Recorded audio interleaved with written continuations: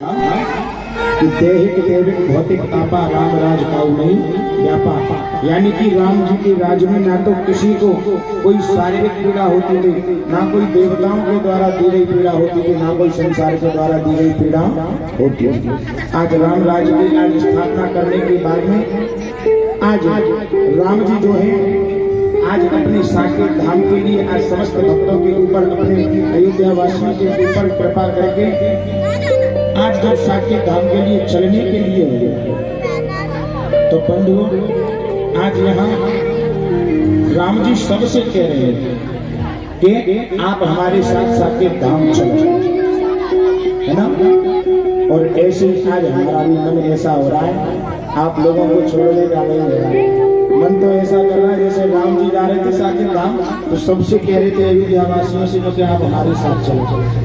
मन तो हमारा भी ऐसा कर रहा है कि हम आपसे भी कह देना कि तुम हमारे साथ ही चलो। क्यों?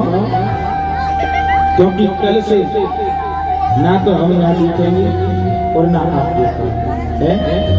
इतने दिनों से विगत दिनों से चल रही है राम कथा, हमें और आपको मिल रही थी। आज से ये कथा हमारे और आपके हृदय में कहीं ना कहीं हृदय के कोने में ये बात तो चल करके जरूर आ रही होगी कि इतने दिनों से हम कथा सुनने के लिए आते थे, महाराज जी गद्दी पर विराजमान हो जाते थे और जैसे हम आवाज सुन लेते थे कथा की तुरंत अपने घर से दौड़ी दौड़ी चले जाते। परंतु आज ये कथा हमसे और आपसे दूर हो गई है। इसीलिए जीवन में बंधुओं हमें और आपको इन कथाओं से, इन धर्मों से, इन ग्रंथों से सीख मिलती है। जीवन में जो आनंद के क्षण हमें और आपको प्राप्त हुए, हमें और आपको जो आनंद के क्षण प्राप्त होते हैं उन्हें हमें और आपको गंवाना नहीं चाहिए। ये मनुष्य जीवन अगर हमसे और आपसे एक बार निकल गया ना तो 84 लाख योनियों में भटकने के बाद हमें और आपको ये प्राप्त होने वाला नहीं है। 84 लाख योनियों में 83,09,999 योनियों में घूमने के बाद में तब मनुष्य जीवन लेगा। मेरी राम कथा बस एक ही सीख देती है संसार, और वो क्या देती है कि आप संसार में आए हो तो संसार में आकर के प्रेम करना सीखो। आप प्रेम करना सीखो। आज हम देखते हैं संसार में जब हम गद्दी पे चल करके आते हैं तो कुछ माताएं बेचारी ऐसी आती हैं हमारे पास क्योंकि महाराज जी ने कि हमारे बालक हमारी बहू हम बड़ी परेशान करते हैं।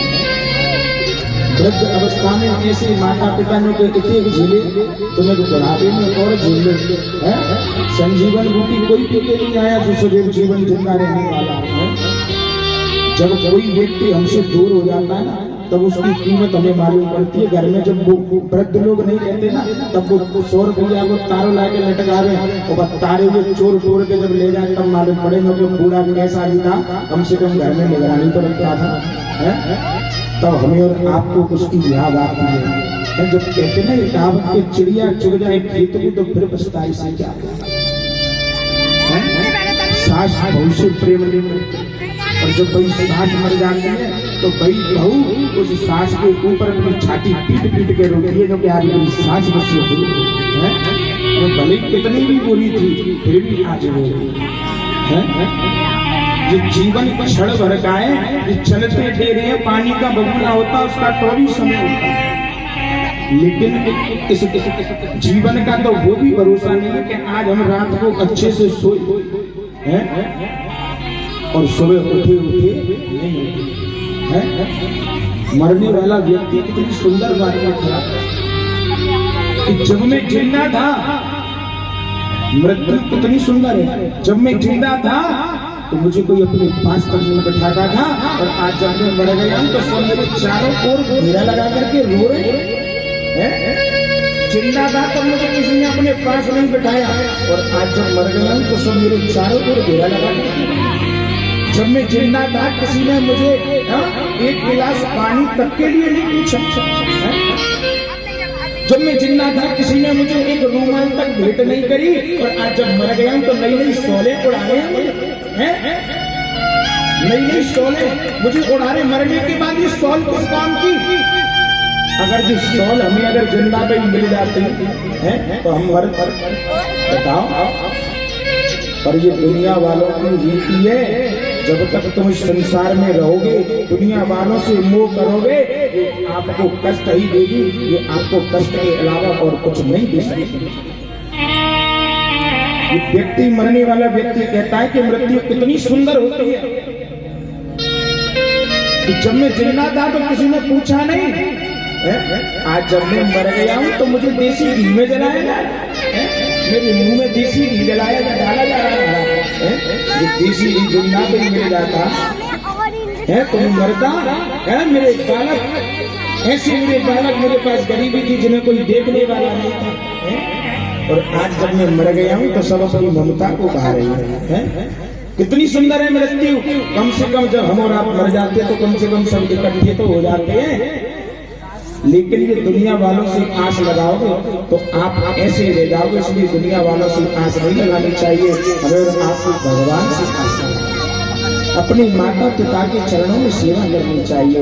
मैं हाथ जोड़ करके आप सभी से प्रार्थना करता हूँ कि मेरी ये कथा कुछ नहीं सिखाती, मेरी कथा बस यही सिखाती है, अगर मैंने आपको 9 दिन के अंदर कोई अच्छी बातें बताई हों तो उन बातों को धारण करके अपने हृदय में जरूर बताओ। आज से जो माता अपनी सास से नहीं बोलती है वो मैया सास से बोलने लग रहे हैं। जो सास अपनी बहू की बुराई इधर उधर करती हुई डोलती हैं, उनको भी मैं समझाऊं तुम्हारा जीवन ज्यादा नहीं बचा है, इसलिए उनकी बुराई करना बंद कर दो, चाहे भले बुरे जैसे भी तुम्हारे। हाँ, अपना बालक अपना होता है, दूसरे के सपने होते हैं महाराज, इसलिए उनकी बुराई जो सास बहू से बैर रखते हैं आज के बाद में कथा सीखते रखना।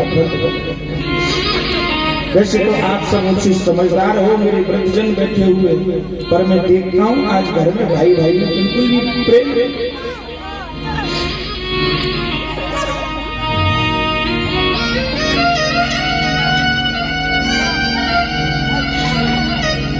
आज भाई भाई एक दूसरे की मेड़ के चक्कर में आपस में एक दूसरे के ऊपर बंदूक तक रख देते हैं महाराज। एक भाई 6-6 महीने तक रह करके अपने भाई से